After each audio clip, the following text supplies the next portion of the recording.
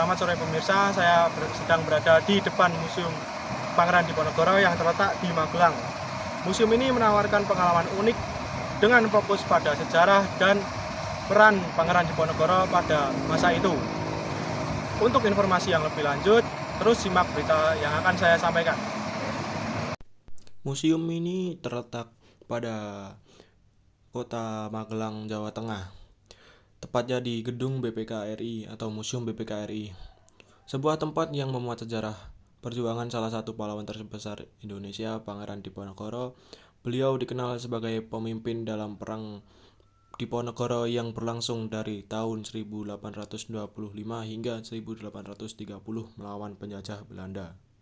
Pada tahun 1979, gedung ini diubah menjadi museum yang didedikasikan untuk mengenang perjalanan hidup dan Pangeran Diponegoro. Museum ini berfungsi sebagai ruang edukasi untuk generasi muda tentang semangat nasionalisme dan kebangsaan yang ditanamkan oleh Pangeran Diponegoro. Adapun koleksi yang dipamerkan di dalam museum ini antara lain ialah kitab atau Al-Quran yang dibaca Pangeran Diponegoro, kursi-kursi yang dijadikan tempat atau ruang diskusi Pangeran Diponegoro dengan para antek-anteknya.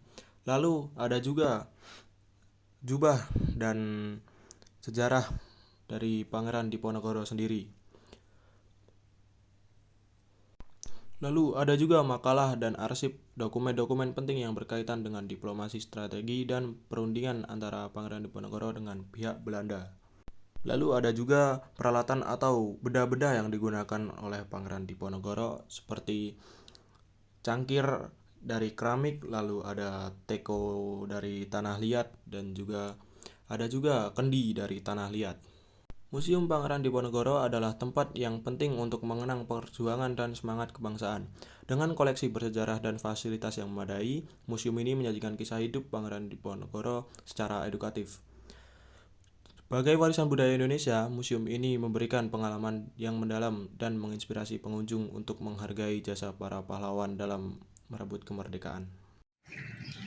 Saya Alfian Sugeng Indrayana yang meliput berita ini, dan tim TP Untidar menyampaikan terima kasih dan sampai jumpa di lain waktu.